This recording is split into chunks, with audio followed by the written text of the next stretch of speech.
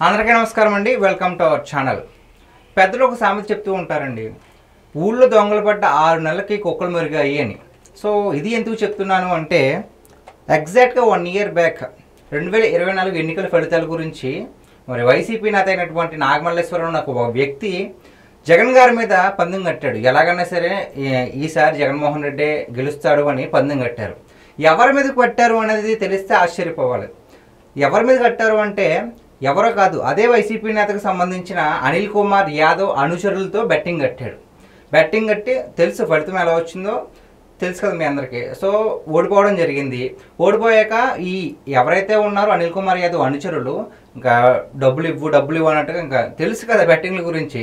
ఐపీఎల్లో 20,000 అయితేనే వదలరు. అలాంటిది పెద్ద మొత్తంలో బెట్టింగ్ కట్టినందువల్ల ఇతను టార్చర్ చేయడం మొదలుపెట్టారు. సో ఎలాగైతేనే మొత్తానికి ఆస్తులు అమ్మేసి చేద్దాం అనుకున్నాడు. కానీ ఇంట్లో వాళ్ళు ఒప్పుకోవాలి కదా, ఆస్తులు అమ్మాలంటే ఎవ్వరూ అంగీకరించలేదు. దానివల్ల ఇంకేం చేయాలో తెలియక ఆయన ఆత్మహత్య అయితే చేసుకోవడం జరిగింది. ఒక గడ్డి ముందు తాగేసి జూన్ 5వ తారీఖున అయితే హాస్పిటల్లో చేర్చారు. జూన్ 9న చికిత్స పొందుతూ చనిపోయాడు. సో ఇతను ఎందుకు అంత ధైర్యంతో అంత పెద్ద మొత్తంలో బెట్టింగ్ కట్టాడు అంటే దీనికి ఒక విధంగా పరోక్షంగా కారణం ఎవరంటే జగన్మోహన్ రెడ్డి గారు. వై నాట్ 175 అని చెప్పేసి ఒక భరోసా, మరి అతను నమ్ముకున్న వాళ్ళు నమ్ముతారు కదా. సో అతను ఏం చేశాడు, వై నాట్ 175, సరే 175 కాకపోయినా ఎంతో కొంత వస్తే లాస్ట్ టైం 151 వచ్చాయి కదా, ఈసారి 160 అయినా వస్తాయి, గెలుపు మంది అని చెప్పేసి బెట్టింగ్ కట్టడం జరిగింది. మొత్తం మటాష్. సో మరి అతను ఎప్పుడు చనిపోయాడు, 2024లో జూన్ 9న చనిపోయాడు. జగన్మోహన్ రెడ్డి గారు ఆయన పరామర్శించడానికి నిన్న అంటే ఇప్పుడు జూన్ 18th అంటే దాదాపు సంవత్సరం దాటిన తర్వాత పరామర్శించడానికి వెళ్ళారు. అంటే ఇందాక నేను చెప్పాను కదా సామెత, ఊళ్ళో దొంగలు పడ్డ 6 నెలలకి కుక్కలు మురుగాయని. సో దానికి ఎగ్జాక్ట్గా ఎవరంటే జగన్మోహన్ రెడ్డి గారు అని చెప్పుకోవచ్చు. సో మరి ఓకే, పరామర్శించడానికి వెళ్ళాడు. ఇంకొక గొప్ప విషయం ఏంటంటే అక్కడ ఆయనకి విగ్రహావిష్కరణ కూడా చేశారు.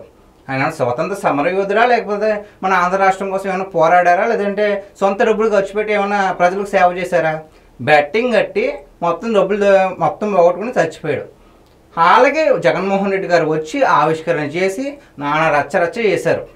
ఓకే వెళ్తున్నారు అన్నప్పుడు పర్మిషన్స్ అనేవి కొన్ని ఉంటాయి కదా, 3 వాహనాల కంటే ఎక్కువ పర్మిషన్ లేదు, 100 మంది కంటే ఎక్కువ పర్మిషన్ లేదని చెప్పారు. ఈ నాకంగా 3,000 మంది 4,000 మంది వెనకేసుకుని ర్యాలీలు, బైక్ ర్యాలీలు, ఎప్పుడో ఉదయం 11 గంటలకు వెళ్ళాల్సింది సాయంత్రం 4 గంటలకు వెళ్ళాడు రెంటపల్లకే. ఇదంతా మళ్ళీ పల్నాడు వెళ్ళకుండా డైరెక్ట్గా మళ్ళీ గుంటూరులో మొత్తం రోడ్ షో చేస్తుంటే మీకు తెలిసిందే కదా, ఒక న్యూస్ అయితే బయటకు వచ్చింది. అది ఎలా జరిగిందో తెలియదు, ఆ వృద్ధుడైతే చనిపోయాడు. ఓకే, ఇలా జరిగిందని ఏమన్నా నివేదిక ఏమన్నా ఇచ్చారా మీరు? అట్లీస్ట్ ఆగారా? ఎందుకు ఆకుండా వెళ్ళిపోయారు? ఏమీ లేదు.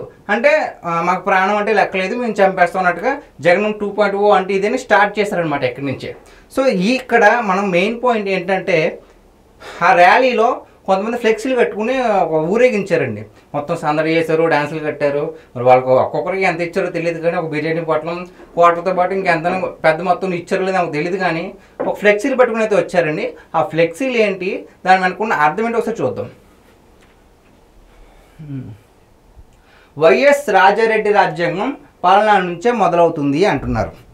మొన్న నుంచి ఒక కాంట్రవర్సీ ఏంటంటే, లోకేష్ గారు రెడ్ బుక్ రాజ్యాంగం మొదలైంది, కావాలనే మొత్తం అందరినీ కూడా వైసీపీ నేతల్ని అరెస్ట్ చేస్తారు, తప్పుడు కేసులు పెట్టారు అంటున్నారు. నిజంగా తప్పుడు కేసులు పెట్టాలి అనుకుంటే జగన్మోహన్ రెడ్డి గారు ఇప్పుడు దాకా బయట ఉండరు. కూటమి ప్రభుత్వం అధికారంలోకి వచ్చి 1 year దాటింది కాబట్టి ఎప్పుడో జైలుకి వెళ్ళిపోయారు.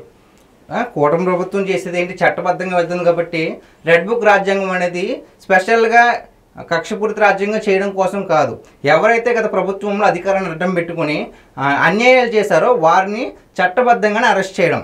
సో ఇప్పుడు వీళ్ళేమంటున్నారు, రాజారెడ్డి రాజ్యాంగం అంటే రాజారెడ్డి రాజ్యాంగం అంటే నాకేం అర్థం కావట్లేదు. అంటే గొడ్డలి పోట్లు కావచ్చు, లేదంటే కోడికత్తి డ్రామాలు కావచ్చు, సొంత బాబాయిని చంపేయడం కావచ్చు, ఇంకా తల్లిని చెల్లిని బయటకు పంపేయడం కావచ్చు, ఇదేనా రాజారెడ్డి రాజ్యాంగం అంటే? నిజంగా ఒకసారి ఆలోచించారండి. రాజారెడ్డి రాజ్యాంగం అంటే ఆయన ఏమన్నా అంబేద్కర్ లాగా ఏమన్నా రాజ్యాంగం రాశాడో ఏంటో నాకు అర్థం కావట్లా. రాజారెడ్డి రాజ్యాంగం అంట, ఇంకెక్కడ ఏం అర్థం కావాలో నాకు అర్థం కావట్లేదు. సార్ నెక్స్ట్ దానికి వెళ్దాం ఒకసారి. ఇక్కడ చూడండి, ఈ ఫ్లెక్సీ మీద బైరెడ్డి సిద్ధార్థ్ గారి ఫోటో ఉంది. ఇక్కడ కింద ఒక్కసారి మీరు సరిగ్గా చదివితే, రప్ప నరుకుతాం నా కొడకల్లారా. ఎవరు నరుకుతారు మీరు? అంటే మీ జగన్మోహన్ రెడ్డి గారు మీ అందరికీ కూడా సింబాలిక్గా అందరికీ చూపించండి, మన నెక్స్ట్ మనం వచ్చేస్తాం, ఒక్కొక్కరిని నరికేద్దాం అని మీకేమైనా చెప్పమన్నారా, లేదంటే మీలో ఉన్న భావోద్వేగాలన్నీ కూడా ఈ ఫ్లెక్సీ ద్వారా బయటపెడుతున్నారు? మాకు అర్థం కావట్లేదు. కానీ రాజకీయం అంటే రౌడీజం అని నిరూపించిన ఏకైక పార్టీ వైసీపీ అని మరొకసారి నిరూపించడం అయితే జరుగుతుంది, అంతే. ఇక్కడ ఇంకేమీ కాదు. రాజకీయం అంటే ప్రజల సంక్షేమంగా ఉండాలి, సంరక్షణగా ఉండాలి, రాష్ట్రం అభివృద్ధి అవ్వాలి. ఇవేమీ కూడా గత ప్రభుత్వ హయాంలో జరగలేదు. అందుకనే 151 నుంచి మధ్యలో 5 పోయి 11 మిగిలింది. ఇప్పుడు ఇలాంటి ఓవర్ యాక్షన్ చేశారనుకోండి, ఈ 11 కూడా రావు. నెక్స్ట్ కూడా చూద్దాం. హయామ్ డిక్లేరింగ్ ద వార్ జగన్ 2.0. అన్న వస్తాడు అంతు చూస్తాడు. అన్న ఎవరు అంతు చూడక్కర్లేదండి. అన్న అంతే ఆల్రెడీ 2024 ప్రజలంతా చూస్తారు. సో అంతు తేల్చేశారు కూడా. అందులో 11 దిగిపోయారు. ఎన్ని డ్రామాలు వేసినా సరే, మీరు ఎన్ని పరామర్శలు చేసినా సరే, పరామర్శలు చేసిన మన తెనాల్లో కూడా దాడి జరిగిన ఎవరైతే దాడికి గురయ్యారో వాళ్ళకి మీద జగన్ గారు వెళ్ళి పరామర్శించరా. ఎవరు దాడి చేశారో వాళ్ళకి జగన్ గారి ప్రవర్తన మీద ప్రతి ఒక్కరికి కూడా ఫుల్ డౌట్. ఏంటి, ప్రజలను రక్షిస్తున్నాడా లేదంటే రౌడీ రాజ్యాంగాన్ని ఏమన్నా ప్రోత్సహిస్తున్నాడో కూడా అర్థం కావట్లేదు. సో జగన్ గారు అంతూ నెక్స్ట్ టైం ఎలా ఉంటుందో మీరు ఒకసారి చూడండి, అంతే. ఎవడైనా రాని తొక్కి పడేస్తాం అంటే పాపం ముసలోడు అడ్డు వచ్చాడని ఇప్పుడు తొక్కు పడేశారా? దానికి సింబాలిక్గానే అలా చేశారనుకుంటా. మరి ఎవడైనా రాని తొక్కు పడేస్తాం. సో అంటే నిజంగా రెడ్ బుక్ రాజ్యాంగం నిజంగా కక్షపూరితంగా చేస్తే బాగుంటుంది నేను అనుకుంటున్నాను. ఇలాంటివి చూసిన తర్వాత కక్షపూరితంగా ఎందుకు చేయట్లేదని బాధేస్తుంది. ఏంటండి ఇది, ఎవడైనా రాని తొక్కు పడేస్తామా? ఏమనుకుంటున్నారు అసలు? ఇది ప్రజాస్వామ్యం అనుకుంటున్నారా, రౌడీజం అనుకుంటున్నారా? ఏంటో. దీంతో పాటు ఇంకొక మహానుభావుడు ఏంటంటే, వాహనాలకు ఎక్కువ పర్మిషన్ లేదండి, ఇది ఎంతమందికి ఉందంటే, లేదు నేను ఎలాగన్నా వెళ్తానని చెప్పేసి బార్గేట్లు బద్దలు కొట్టేసి పెద్ద హీరోలో వెళ్ళిపోవడమే. అమ్మటి రాంబాబు గారు ఏం చేస్తున్నారండి? మొన్న పోలీసులతో అలాగే గొడవ పెట్టుకున్నారు, వెన్నుపోటు దినోత్సవం ఉన్నాడు, అలా ఇప్పుడు కూడా ఏంటి అంటే ఒక్కొక్కరు ఒక్కో ఛాన్స్ వస్తుందండి.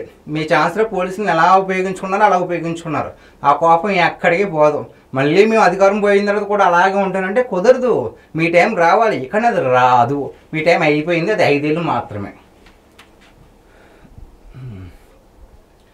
ఇక ఫైనల్గా న్యూస్ పేపర్లో మనం చూసుకున్నట్లయితే, నరుకుతాం చంపుతాం, వైసీపీ కార్యకర్తలు నరుకుడు భాష.